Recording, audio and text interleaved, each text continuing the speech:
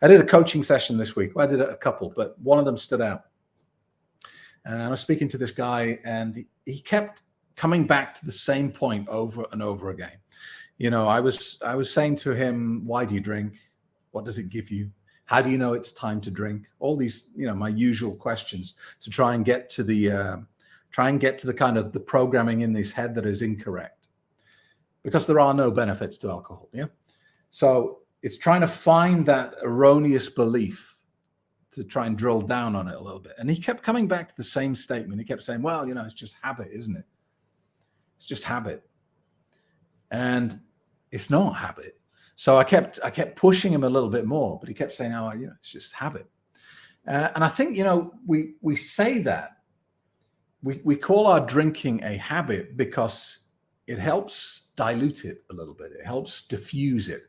You know, if you start using language around yourself, you know, in the terms of alcoholism, alcohol use disorder, alcoholic, they're all very aggressive, nasty words with a lot of stigma attached to them, aren't they? You know, but if you try and, you know, in your self-talk, you refer to yourself as having a bad habit, it kind of feels nothing, doesn't it? It's like, oh yeah, you know, I've got a bit of a bad habit, so what?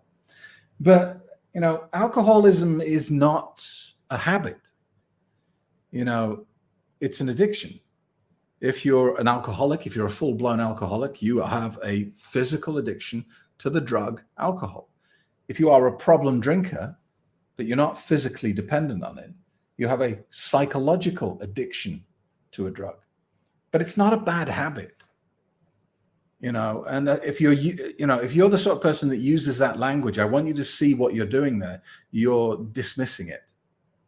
You're playing down the problem, because thinking about the problem in its true detail causes you pain, and you don't want to do that. So you dilute it, you make it wishy-washy.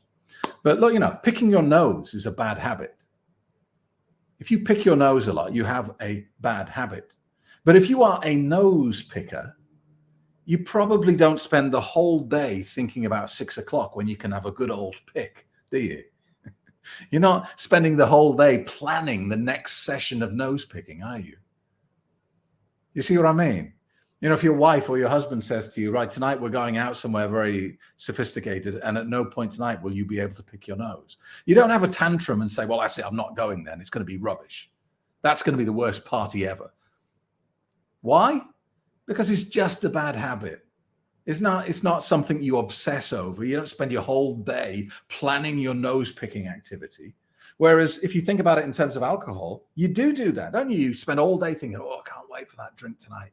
Oh, I can't wait to get home and open that bottle of wine.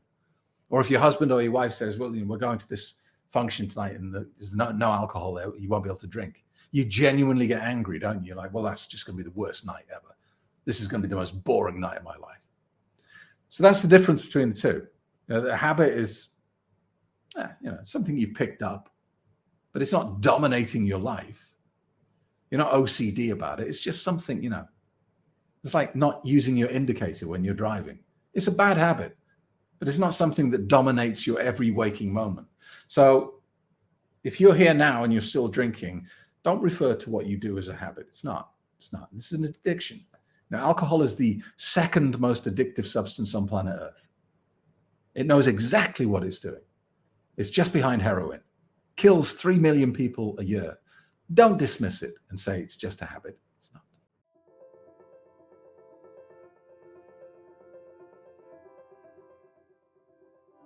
And it's the only drug on planet Earth that when you get a problem with it, they blame you and not the drug. That doesn't happen with any other substance. If you think about it, cigarettes. You tell someone you're addicted to cigarettes, they don't go, oh, you dirty smokeaholic.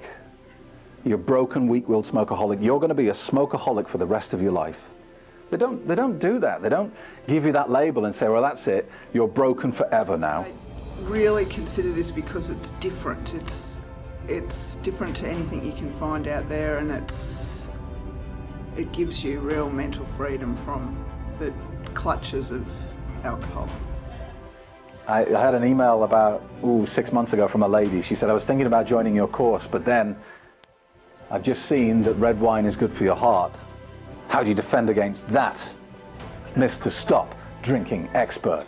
If it's in the reader's digest. Yeah, it must be true. I said, well, the defense against it is it's not true. And that's the biggest defense you can always have.